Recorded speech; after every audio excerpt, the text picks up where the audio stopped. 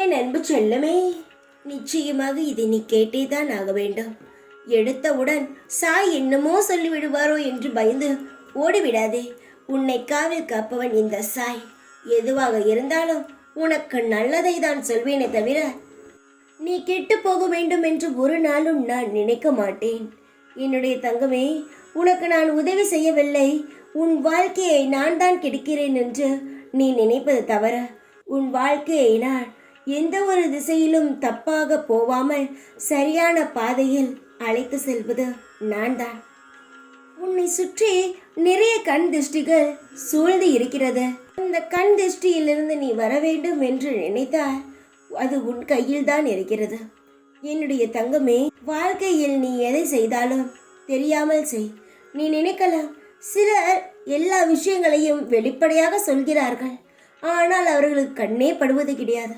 ஆனால் நான் மறைத்து மறைத்து செல்கிறேன். ஆனால் நான் வாழ்க்கையில் கீழேதான் செல்கிறேனே தவிர வாழ்க்கையின் உச்சத்தை பார்க்கவில்லை என்று நினைக்கலாம். ஒவ்வொருடைய கர்மாவை பொறுத்துதான் கண் திருஷ்டியும் அமையும். சிலருக்கு உடனே கண் திருஷ்டி ஏற்படும், சிலருக்கு கண் திருஷ்டியானது குறைவாக ஏற்படும்.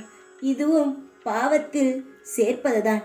அவர்களுடைய வாழ்க்கையில் அவர்கள் செய்து வரும் கர்மா வினையை பொறுத்துதான். தங்கமே, நம் வாழ்க்கையில் கஷ்டங்கள் அதிகமாக இருக்கிறது என்பதை மனதில் வைத்துக்கொள். உன் வாழ்க்கையை நான் சரி செய்கிறேன் என்பதை முழுமையாக நம்பும். உன் வாழ்க்கையில் இருக்கும் கண் திருஷ்டியையும் நான் அடியுடன் விரட்டுவேன். உன்னுடைய வாழ்க்கையில் அனைத்து நல்ல காரியங்களையும் நான் உனக்கு ஏற்படுத்தி தருவேன் என்பதை நீ நம்பு. எந்த ஒரு கெட்டதும் உன் வாழ்க்கையில் நடக்காது. தேவையில்லாமல் குழப்பிக் கொள்கிறாய். எல்லாம் கண் திருஷ்டியால் தான் உன் வாழ்க்கையில் அனைத்தும் நடக்கிறதே தவிர வேறு எந்த பிரச்சனையும் உன் வாழ்க்கையில் கிடையாது. எதுவாக இருந்தாலும் மறைமுகமாக செய்ய பழகு. எதுவாக இருந்தாலும் உன் குடும்பத்திற்குள் வைத்துக்கொள், வெளியே காட்டாதே. உனக்கு எது சரியோ அதன்படி உன் வாழ்க்கையை நடத்தும். தேவையில்லாமல் அடுத்தவரிடம் உன்னுடைய வாழ்க்கையில் இதை செய்யலாமா செய்யக்கூடாதா என்ற ஒரு யோசனையை கேட்காதே. உன் வாழ்க்கைக்கு நீ எடுப்பதுதான் நல்ல முடிவை தவிர மற்றவர்கள் சொல்வது நல்ல முடிவு அல்ல. உன் வாழ்க்கைக்கு நீயே பொறுப்பு. உன்னுடைய எதிர்காலத்திற்கு நீயே பொறுப்பு. அதை நன்றாக அமைப்பதும் நன்றாக அமைக்கக்கூடாது என்பதும் உன் கையில் தான் இருக்கிறது. நான் சொல்வது புரிந்ததா?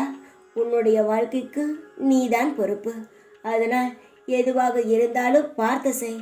எந்த ஒரு காரணமாக இருந்தாலும் நான் உன்னை கைவிட மாட்டேன். தைரியமாக இரு. எப்பொழுதும் இந்த சாய் உன் அருகிலேயே இருந்து உன்னை காப்பேன். தைரியமாக இரு. ஓம் சாய்ராம்.